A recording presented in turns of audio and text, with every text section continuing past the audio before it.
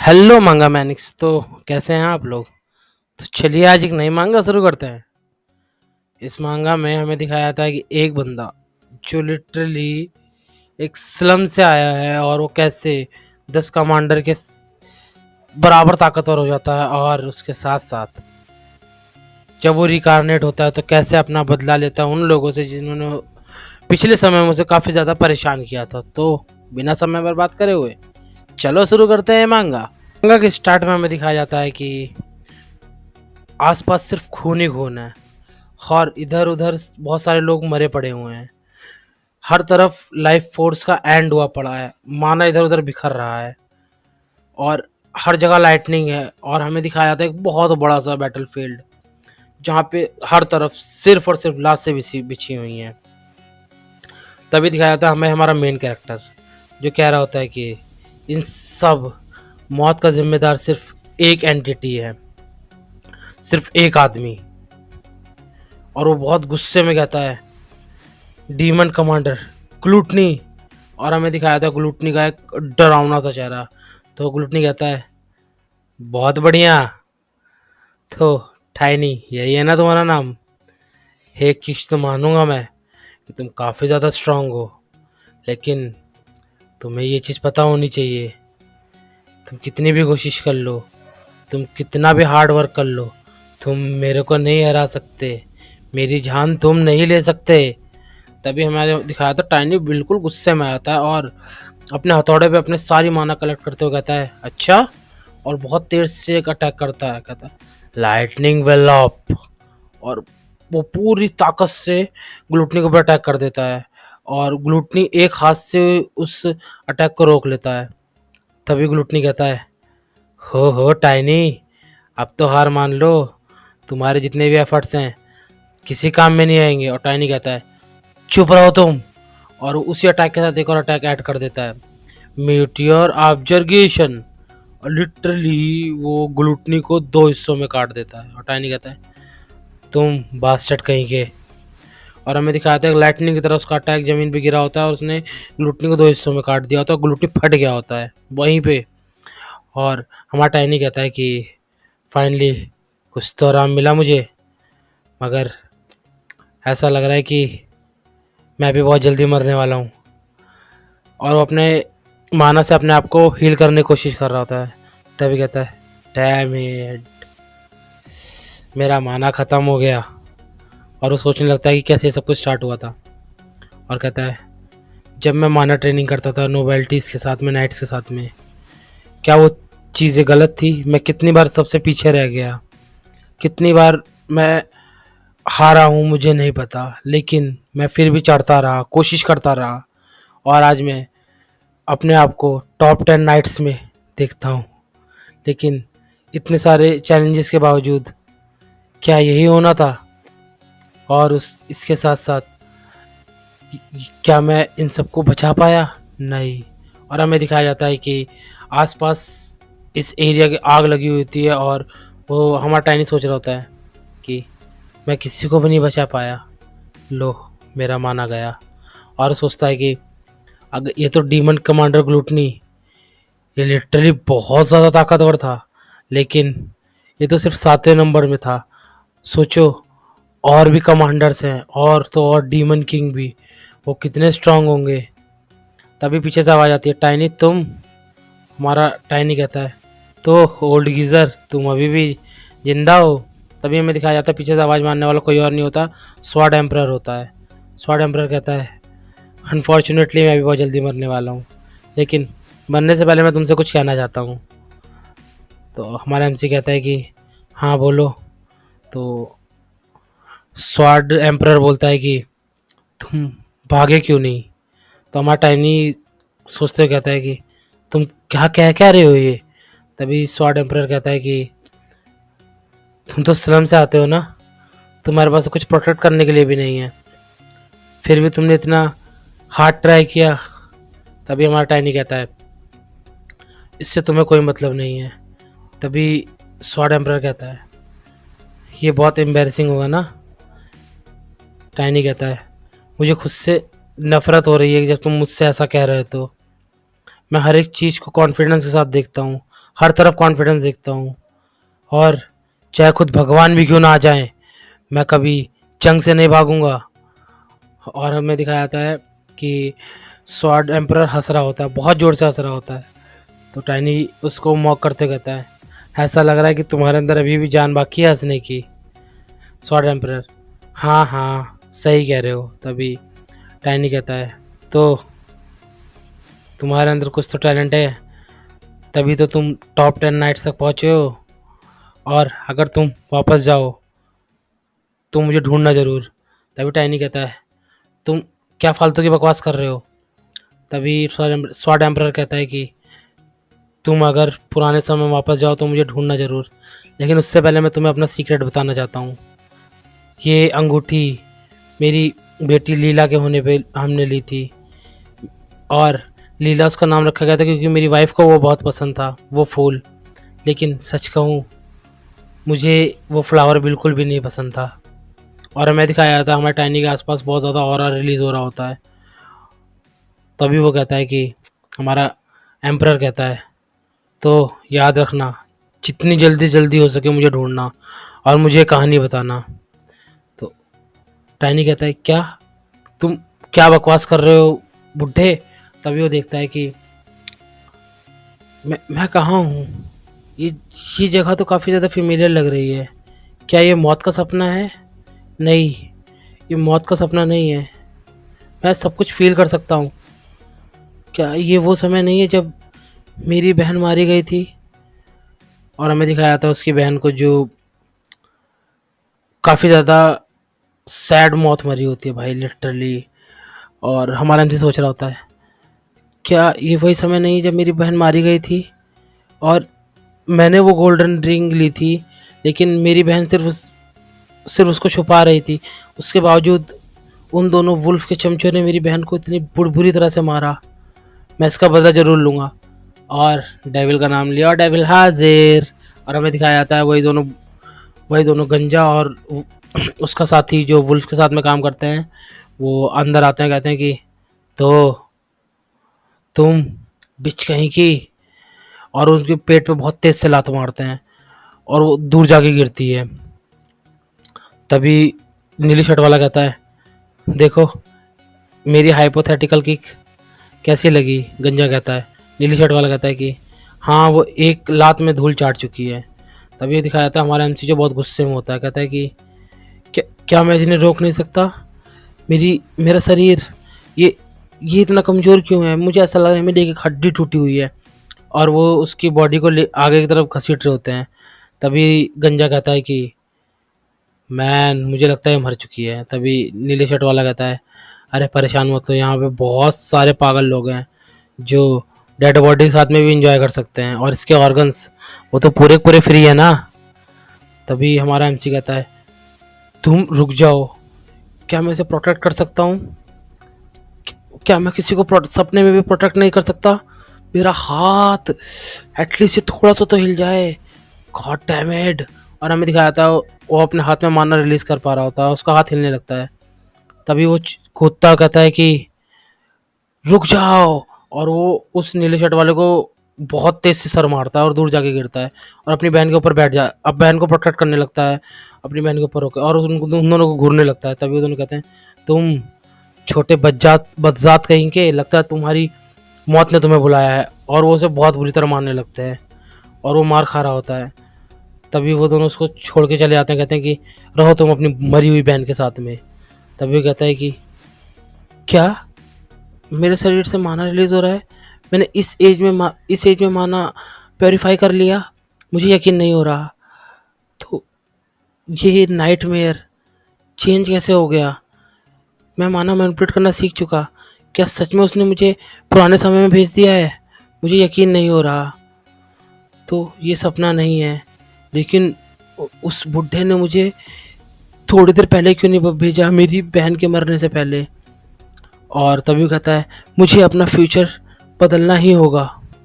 और इतना कहते के साथ ही वो बहुत ज़्यादा उदास सा दिखाई देता है और कहता है, अगर ये ड्रीम नहीं है तो इतना वो बोल ही रहा होता, तभी उसके मुंह से खून निकलता है और वो चिल्लाता है, मेरी ये टूटी फूटी बॉडी ये कितनी बेकार है। स्वॉर्ड एम्परर, एटलीस्ट तुम्हें अपनी पावर का थोड़ा और इस्तेमाल करना चाहिए था। और चलो कोई बात नहीं, लेकिन अब मैं अपनी बहन को एक अच्छी विदाई दूंगा। और हमें दिखाया था उसका बहुत मासूम सा चेहरा, या यूँ कहूँ दुखी सा चेहरा। तभी वो कहता है कि पिछली ज़िंदगी में मैं तुम्हें अच्छे से विदा नहीं कर पाया था। और तभी वो याद करने लगता है कि स्वॉर्ड एम्परर ने उससे बोला था कि जल्दी जल्दी मुझे ढूंढने की कोशिश करना। तभी वो कहता है, स्वॉर्ड एम्परर तुम्हें थोड़ा वेट करना पड़ेगा, मुझे कुछ चीज़ें ख़त्म करनी है। सबसे पहले वो वुल्फ जिसको मुझे मारना है, उसके सारे के सारे लोग। पिछली बार तो मैंने सिर्फ उसकी कमर की हड्डी तोड़ी थी, अब की बार मैं उसे जान से मार दूंगा। अब की बार मैं उससे प्रॉपर रिवेंज लूँगा, लेकिन उससे पहले मुझे कुछ चीज़ें करनी होंगी और मुझे अपनी बहन को विदा करना होगा। और तभी हमारा सीन शिफ्ट होता है, हमें दिखाया जाता है फ्यूनरल, जहाँ पे सब लोग इकट्ठा होते हैं और उसकी बहन का नाम होता है एरिना। और वो क्या होता है, एरिना, तो हम बेसिक ब्लड से कनेक्टेड नहीं थे, लेकिन हमारे पास एक खूबी थी, या यूँ कहूँ एक कनेक्शन। मेरी काली आंखें और काले बाल ये इस कॉन्टिनेंट में बहुत ज़्यादा रेयर हैं। लोग मुझे इसी वजह से एक घुसपैठिए की तरह देखते थे, लेकिन तुमने मुझे अपने छोटे भाई की तरह पाला। तुम कहती थी मुझे जैसे कि मैं तुम्हें अपने खोए भाई की तरह लगता हूँ। मैं कैसे भूल रहा हूँ तुम्हारा वो प्यार, तुम्हारी वो फ़िक्र करना। इसलिए तुमने मुझे मैं नाम दिया टाइनी। लेकिन पिछली बार मैं तुम्हें बहुत अच्छे से अलविदा भी नहीं कर पाया था, लेकिन अब की बार मैं तुम्हें बहुत अच्छे से अलविदा कहूँगा। और तुम जहाँ पर भी रहना, प्लीज़ मुझे हमेशा ऊपर से देखती रहना। तभी हमारा सीन शिफ्ट होता है, हमें दिखाया जाता है एमा जो कि एरिना की फ्रेंड है। वो सोच रही होती है कि यहाँ पे हुआ क्या है, कहीं इस एरिना की मौत से ये पागल तो नहीं हो गया है। तभी वो सोच रही थी कैसे मैं उसके घर पे गई थी, और घर पे जाने के बाद वो अपनी बहन के लाश के पास बैठ के खाना खा रहा था। और खाना खाते हुए वो एक बार भी नहीं सोच रहा था, और उसके कट्स कितनी जल्दी हील हो गए। और वो कहती है कि मैंने उसे रोकने की बहुत कोशिश करी थी, लेकिन वो रुका नहीं। उसने सिर्फ यही बोला, मैं ठीक हूँ। और मैं उस पर चिल्लाई भी थी कि तुम ठीक नहीं हो, लेकिन उसके बावजूद उसने मेरे एक शब्द नहीं सुना। लेकिन उसको एटलीस्ट एरिना के शब्द तो सुनने चाहिए कि इतना वो सोच ही रही थी। तभी कहती है कि लेकिन एंड में उसने जो मुझे कहा कि सूप के लिए धन्यवाद, ये अलग ही है, ये टाइनी नहीं है।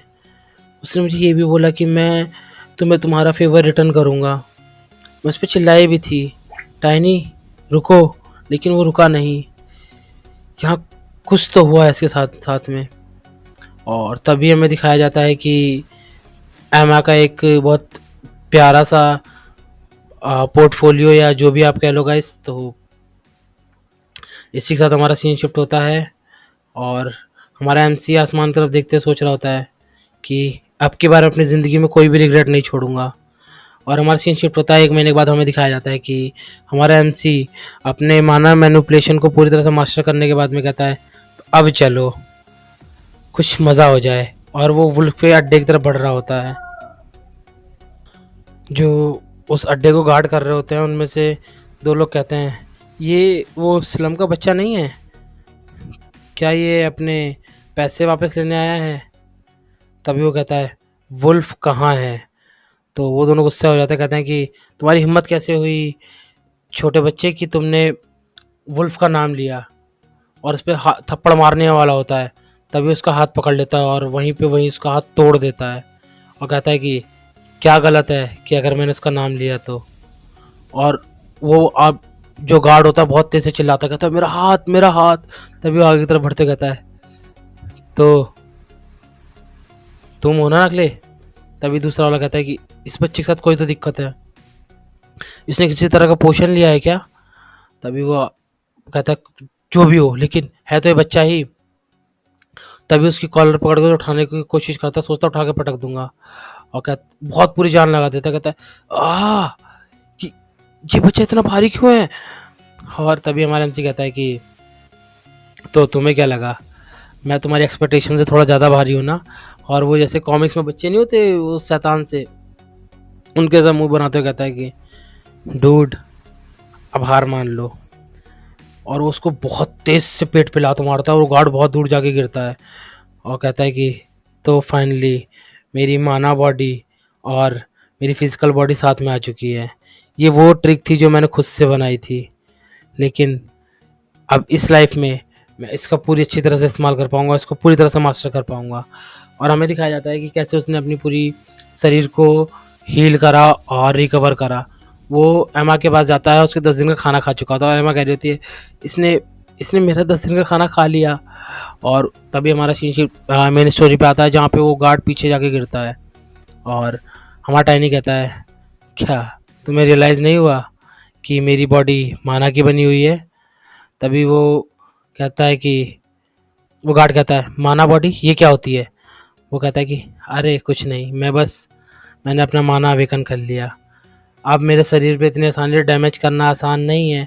और उसकी टांग पकड़ता है और उसे पूरी तरह से घुमा के धोबी पछाड़ की तरह और दूर फेंक के मारता है और कहता है तुम लोगों का शुक्रिया कि तुमने मेरे बॉडी के साथ में मेरे बॉडी का सत्यानाश कर दिया था, इसी वजह से मैं इतना स्ट्रांग हो पाया हूँ।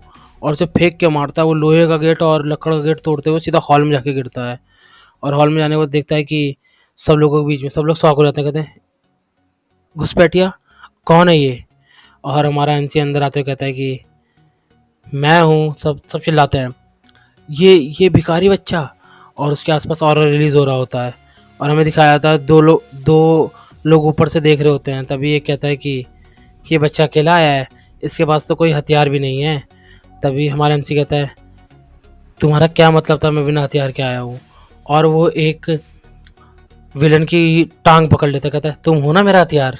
और उसको घुमा घुमा के दूसरों को मारने लगता है, किसी के पेट पे मारता है, किसी के सर पे मारता है, किसी के मुंह पे मारता है उसका मुंह, और सब इधर उधर पड़े होते हैं।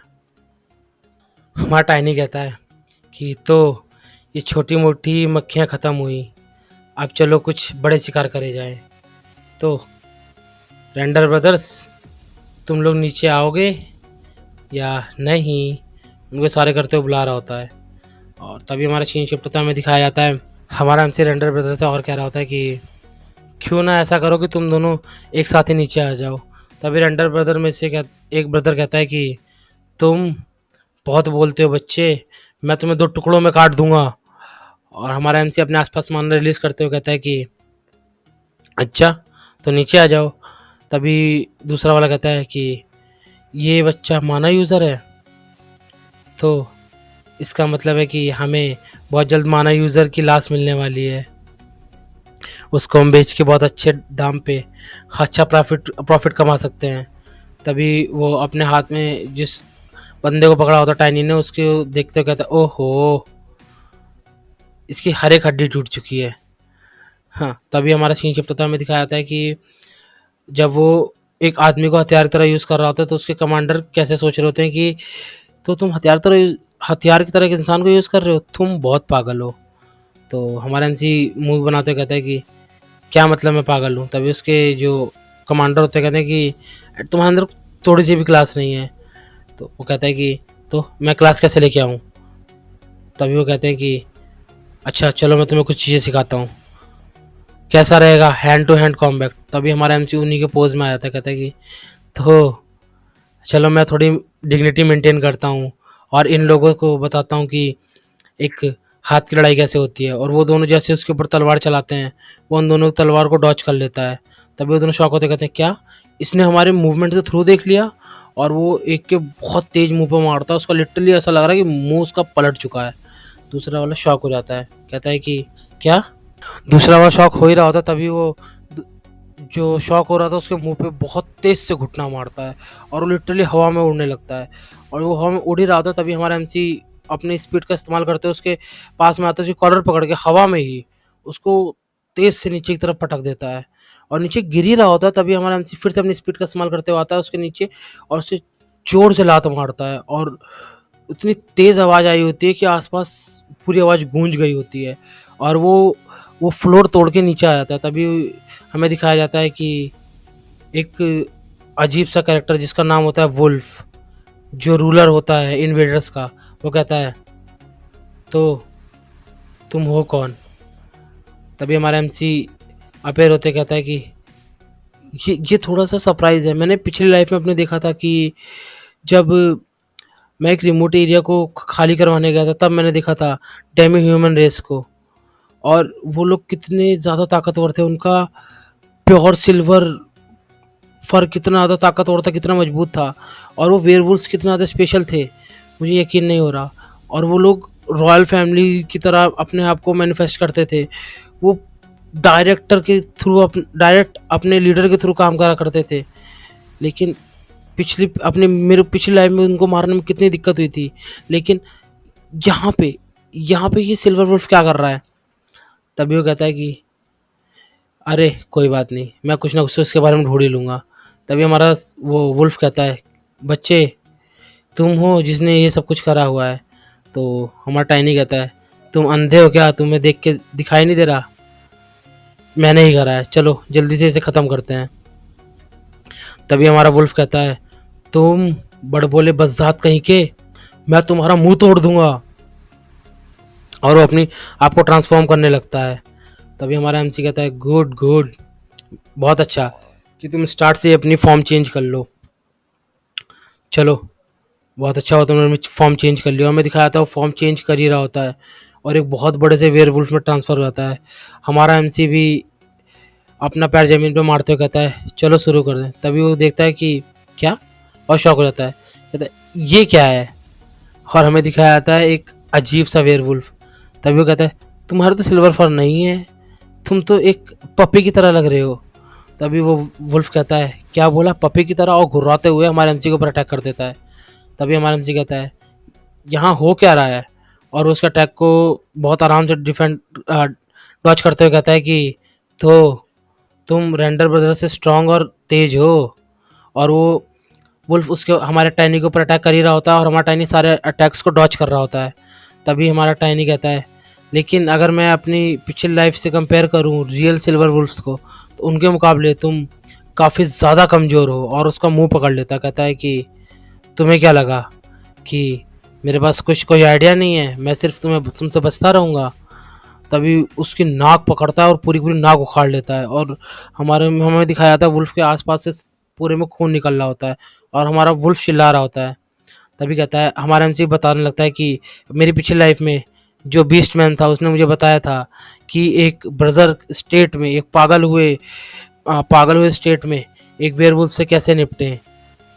उसे जब तक मारो जब तक वो अपने नॉर्मल स्टेज में ना आ जाए। तभी हमारा हमसे कहता है अरे टेंशन मत लो, मैं तुम्हें एक पागल कुत्ते की तरह ट्रीट करूँगा। भाई वो लिटरली इसको पूरी तरह से ह्यूमिलेट कर रहा है और वेयरवुल्फ चिल्ला रहा होता है, कहता है अरे इतनी जल्दी मरना मत, अभी तो मुझे बहुत कुछ करना है, मैं तुम्हें बहुत बुरी तरह मारना चाहता हूँ जब तक तुम मर नहीं जाते। और मैं दिखाता हमारा वुल्फ बस चिल्ला रहा होता है, और इसी के साथ वो वुल्फ पे बहुत तेज़ से एक फुटबॉल तरह किक मारता है और वो हमारा वुल्फ जाके दीवार में घुस जाता है और हमारा वुल्फ अपने नॉर्मल फॉर्म में वापस आ जाता है और कहता है कि शौक होते कहता है कि ये क्या हुआ। तभी हमारा एमसी कहता है कि तो तुम अपने सेंसेस में वापस आ चुके हो। तभी हमारा वुल्फ डरते डरते कहता है कि तुम ये सब क्यों कर रहे हो, तुम चाहते क्या हो। तभी हमारा एमसी गुस्से में आता कहता है कि तुम चुप रहो बस, मैं तुम्हें जान से मारना चाहता हूँ। लास्ट टाइम मैंने सिर्फ तुम्हारी कमर की हड्डी तोड़ी थी, अब की बार मैं तुम्हें जान से मारना चाहता हूँ। तभी हमारा जो वुल्फ होता कहता है कि क्या क्या मतलब, तुम मेरी कमर की हड्डी फिर से तोड़ोगे या मुझे जान से मारोगे। तभी हमारा एमसी चिल्लाते कहता है कि मेरी बहन से माफ़ी मांगो अभी के अभी। तभी वो हम वुल्फ कहता है बिल्कुल बिल्कुल बिल्कुल, और माफ़ी मांगी रहा। तभी हमारा एमसी उसे बहुत ज़ोर से मुक्का मारता है और प्रे करने लगता है मेरे पे, बहन शायद तुम इसे थोड़ा सा कंफर्टेबल महसूस कर रही होगी अब, लेकिन और कहता है ये सब तो तुम्हारे ऊपर है कि मैं तुम्हारा सर छोड़ता हूँ या लेता हूँ। लेकिन मैंने डिसाइड कर लिया, मैं तुम्हारा सर फोड़ दूंगा। तभी वो फिर से उठता है और माफ़ी मांगने लग जाता है, कहता है मैं गलत था, लेडी एरिना मुझे माफ़ कर दो, लेडी एरिना मुझे माफ़ कर दो, मुझे माफ़ कर दो लेडी एरिना। तभी वो कहता है कि हमारा एमसी कहता है ये सब छोड़ो और मेरी बहन की ग्रेव पे जाके उससे प्रॉपर माफ़ी मांगो। वो वहाँ पे लगातार वुल्फ वहाँ पे लगातार शुरू होता है, लेडी एरिना मुझे माफ़ कर दो, लेडी एरिना मुझे माफ़ कर दो, ये सब मेरी गलती थी। तभी हमारा एमसी कहता है कि उसकी कबर पे जाके माफ़ी मांगो, शायद वो तुम्हें माफ़ कर दे। लेकिन नहीं, वो तो तुम्हें या तुम्हारा चेहरा भी देखना पसंद नहीं करेगी अपनी कबर पे। तो मुझे एक क्वेश्चन का आंसर दो कि तुम जैसा बीस्टमैन इस जगह पे क्या कर रहा है और ये क्या चीज़ है। और वो जैसे ही उस पत्थर को उठाता है, कहता है ये पत्थर मैंने अपनी पिछली लाइफ में भी देखा था। तो जैसे वो पत्थर उठाता, कहता है ये तो डिमोनिक क्यूआई है। तो इसके अंदर एक बीस्टमैन, एक स्पिरिट बंद है। और हमें दिखाया था उस स्पिरिट को जो लिटरली पूरी तरह से बाहर आते हुए चिल्ला रही होती है। तभी दिखाया जाता है कि हमारा एमसी अपनी पिछली लाइफ के बारे में सोचने लगता है कि कैसे वो अपनी एल्फ फ्रेंड के साथ में था और उसकी एल्फ फ्रेंड कह रही होती है कि तो स्पिरिचुअल क्रिएचर यहीं पे रहते हैं। और हमें बताया जाता है कि स्पिरिचुअल क्रिएचर जो एक्चुअली बहुत लंबे सालों से ज़िंदा होते हैं, एटलीस्ट थाउजेंड्स ऑफ सालों से ज़िंदा होते हैं। और वो बहुत गजब का माना जो है वो रिलीज़ कर रहे होते हैं। और हमारा एमसी कह रहा होता है कि तो स्पिरिचुअल क्रीचर, ये एनिमल स्पिरिट काफ़ी ज़्यादा रेयर नहीं है। तो हमारी जो एल्फ होती है कहती है कि नहीं, ये रेयर नहीं है, लेकिन हाँ तुम जैसों के लिए तो रेयर है ही है। और वो वही पत्थर दिखा रही होती है, स्पिरिट स्टोन, जिसके अंदर वो स्पिरिट्स को सम्मन कर सकते हैं, उस स्पिरिट को अपने लिए पालतू बना सकते हैं, टेम्प्ट कर सकते हैं। तो वापस हम अपनी स्टोरी पे आते हैं जिसमें हमारा एमसी कह रहा होता है स्पिरिट स्टोन, लेकिन ये इस वेयरवुल्फ के साथ में क्या कर रहा है। और ये थोड़ा सा वियर्ड नहीं है कि ऐसे छोटे से स्टेट में एक डिमोनिक क्यूआई का स्पिरिट स्टोन, वो भी डीमन के साथ में। वेल एनीवे, सबसे पहले मुझे इसको इस चेन से आज़ाद करवाना होगा। और उस चेन में बहुत तेज से मुक्का मारता है अपने माना का, और हमारा स्पिरिट आज़ाद हो जाता है। और हमारा एमसी दिखाया जाता है बहुत शौक सा, कहता है ये क्या है, मैं इसकी पूरी की पूरी मेमोरीज देख सकता हूँ। ये काफ़ी सारे लोगों से घिरा हुआ था और सारे के सारे डेमोनिक क्यूआई इस्तेमाल कर रहे थे। यहाँ पे हो क्या रहा है। और हमें दिखाया था सब लोगों ने मिलकर स्पिरिट स्टोन को जख्मी किया होता है। और उस स्पिरिट स्टोन को मारने के बाद में उसकी स्पिरिट को उन्होंने एक स्टोन के अंदर बंद कर दिया होता है। और वो इसी को, वुल्फ को, वो स्टोन दे देते हैं और उसको ऊपर एक एक्सपेरिमेंट करते हैं। और हमें दिखाया जाता है, हमारा एमसी कहता है कि तो तुम लोगों ने इसको क्रिएट करा है, मैं यहाँ पे बहुत जल्दी आया, इसी वजह से तुम इसे ढंग से एब्जॉर्ब नहीं कर पाए। तभी हमारा जो स्पीड होती है बहुत तेज़ से चिल्लाती है, उसके ऊपर अटैक करने के लिए बढ़ रही होती है। तभी हमारा एमसी उसके बीच में आता कहता है कि ये आदमी एक आसान मौत से भी ज़्यादा एक दर्दनाक मौत डिज़र्व करता है, मुझे लगता है तुम मुझे समझ सकते हो।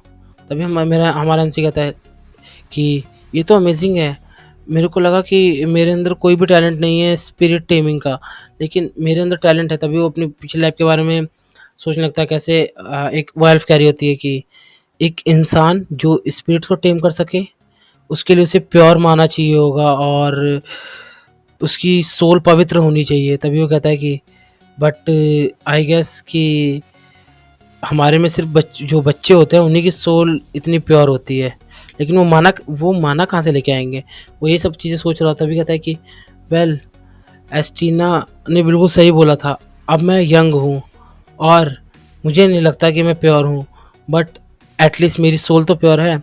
तभी हमें दिखाया जाता है कि हमारा जो स्पिरिट होता है वो दूसरी तरफ सर हिला लेता है और उसके हमारे एमसी के पास जाते हुए कहता है कि तो तुम्हारा मतलब है कि जब मैंने तुम्हारी चेन तोड़ी तो मेरा माना जो है तो तुम्हारे स्पिरिट स्टोन के साथ में चला गया और तुम्हारा स्पिरिट स्टोन थोड़ा सा टूट गया, इस वजह से हम अब कम्युनिकेट कर सकते हैं। तभी हमारा स्पिरिट जो होता है वो हाँ में सर हिलाता है, और हमें दिखाया जाता है, हमारा एमसी कहता है कि तो इसका मतलब मैं तुम्हारे साथ कांटेक्ट कर सकता हूँ। तभी हमारा स्पिरिट वापस से हाँ में सर हिलाता है। तभी हमारा एमसी अपने माना वाले हाथ को आगे करते हुए कहता है, स्माइल करते हुए, तो चलो करते हैं। और तभी हमें दिखाया जाता है कि पिछली लाइफ में जो एलिना होती है वो बता रही होती है कि जैसे मैजिक है उसी तरह तुम अगर फोकस करते हो स्पिरिट्स के ऊपर और इनको समय समय पर माना सप्लाई देते रहते हो, तो ये बहुत वैल्यूबल एलाइज हो सकते हैं, बहुत वैल्यूबल दोस्त हो सकते हैं। बहुत सारे स्पिरिट्स जो होते हैं वो बहुत बड़े बड़े हो जाते हैं, उनके पास गजब लेवल की ताकत हो जाती है, और वो जो टेमर होता है उनकी ताकत के हिसाब से मैच करने लगते हैं। तभी हमारा हमारा जो स्पिरिट होता है वो बहुत तेज़ से चिल्लाता है और कहता है कि लेकिन तुम्हें मुझ पे एक फेवर करना होगा। तभी हमारा एमसी कहता है कि तो तुम चाहते हो कि मैं तुम्हारा बदला लूँ? कोई बहुत बड़ी बात नहीं है, वैसे भी मैं ये ड्यूमेनिक क्यूआई के लोगों को मारने ही वाला था, तो चलो मिलके करते हैं। और हमें दिखाया जाता है कि लास्ट स्टेप होता है जो स्पिरिट्स का, वो होता है स्पिरिट्स का नाम रखना। तो हमारा एमसी कहता है तो अब मुझे तुम्हारा नाम रखना है। कैसा रहेगा कि तुम्हारे पास सिल्वर फर है और तुम एक चांद की तरह दिखते हो, तो मैं तुम्हारा नाम रखूं लूनर वुल्फ। और हमें दिखाया था हमारा लूनर वुल्फ जो है वो जो दूसरा वाला वुल्फ होता है उसे घूर रहा होता है। तभी हमारा एमसी कहता है तो तुम थे इन सब के पीछे जिसकी वजह से बीस्ट मैन ऐसा हो चुका था, ऐसा। और कहता है कि तो ये डिमोनिक क्यूआई, और हमें डिमोनिक क्यूआई के बारे में बताया जाता है कि ये वो लोग यूज़ करते हैं जो भगवान की पूजा छोड़ के डीमन की पूजा करने लगते हैं। वो लोग डीमन क्यूआई को पोजेस करते हैं। और हमारा सीन शिफ्ट होता है, हमें दिखाया जाता है कि हमारा एमसी सोच रहा होता है तो इस वर्ल्ड में चल क्या रहा है, डीमन किंग की एक आर्मी, वाओ। और लेबिरिथ की छोटी जैसी जगह में। और तभी हमें वो वुल्फ को फिर से खींच के लात मारता है और कहता है कि हमारा विल्फ लगा होता है कि lady arena I am so sorry, lady arena I am so sorry. तभी हमारा एमसी खींच के लात मारता है, कहता है कि चुप रहो और मुझे बताओ कि वो बच्चा कौन था जिसको डिमोनिक वर्शिप वालों ने वो स्पिरिट स्टोन दिया। तो हमारा जो वुल्फ होता है वो कहता है कि मैं नहीं बता सकता। तभी एमसी कहता है तो तुम नहीं बता सकते, लगता तुम्हारा दिमाग ख़राब हो चुका है लूनर वुल्फ। और लूनर वुल्फ उसके मुंह के पास आके बहुत तेज़ से दहाड़ मारता है। तभी हमारा जो रेड वाला वुल्फ होता है, जो वेयर वुल्फ होता है, कहता है वुल्फ। तभी हमारा एमसी कहता है कि तो कौन थे वो लोग जिन्होंने तुम्हें ये स्पिरिट स्टोन दिया। तभी हमारा रेड वाला वुल्फ होता है, कहता है कि वेयर वुल्फ जो होता है वो कहता है कि वो एक ऑर्गेनाइजेशन थी जो डिमोनिक क्यूआई की पूजा करती थी और मैं उनके लिए सिर्फ एक टेस्ट सब्जेक्ट था। और वो उनका कहना ये था, और वो डरा हुआ चेहरा बनाते कहता है उनका कहना ये था कि जो ग्रेट पावर होती है वो आती है, इतना बोल ही रहा था तभी उसका मुंह के अंदर एक स्पेल होता है वो फट जाता है। और हमारा एमसी कहता है क्या इसका मुंह जो था वो इंचेंटेड था? समझ में नहीं आ रहा कैसे कैसे लोग हैं यहाँ पे। तो ऐसा पहले भी हो चुका था जब मैं पिछली बार इसको मारने आया था। इसने पिछली बार भी ऑर्गेनाइजेशन के बारे में कुछ बोल ही रहा था तभी इसका मुंह फट गया था। क्या यार, मुझे इनके बारे में कोई भी नॉलेज नहीं मिली। और जब मैंने इसके सारे बीस्टमैन्स को बारे में पूछा और इसके सारे लोगों से पूछा, उनको भी इसके बारे में कुछ नहीं पता था। चलो छोड़ो, कोई बात नहीं। ऐसा नहीं लगता कि ये लोग अपने दिमाग से काम लेते थे। उससे भी ज़्यादा इम्पोर्टेंट चीज़ ये है कि और वो इतना बोल ही रहा था तभी वो उस मरे हुए बीस्टमैन की हाथ पकड़ता है, दीवार पे जोर से मारता है। और जैसे दीवार पे मारता है उसके सामने एक तिजोरी आती है। कहता है कि हमारे एमसी कहता है तो पहले स्वॉर्ड एम्परर के पास जाने से पहले मेरे को थोड़े से और भी काम निपटाने हैं। और मैं एक ऐसी स्टोरी बना दूंगा कि मैं यहाँ पे आया था और इनके ओल्ड अलाइन ने इन्हीं के ऊपर हमला कर दिया, ऐसी कोई सी स्टोरी। उससे पहले मुझे अपने फ्यूचर एलाइज के लिए उनका ट्रस्ट गेन करना होगा, एंड ऐसा करने के लिए मुझे ज़रूरत पड़ेगी इसकी। और हमें दिखाया था एक अंगूठी के बारे में, और हमारा एमसी कहता है ये अंगूठी थी वैलेंटाइन फैमिली की। गाइस यहीं पे हमने ये मांगा एक्सप्लेनेशन ख़त्म करते हैं। और अगर आपको मांगा एक्सप्लेनेशन में कोई भी कमी लगी हो या आपको अच्छा लगा हो तो प्लीज़ कमेंट करिएगा, लाइक करिएगा, शेयर करिएगा। और आप एक लाइक करते हैं मेरा मोटिवेशन बढ़ता है, आप कमेंट्स करते हैं तो मेरा मोटिवेशन बढ़ता है। थैंक्स अ लॉट, अपना ध्यान रखिएगा, बाय।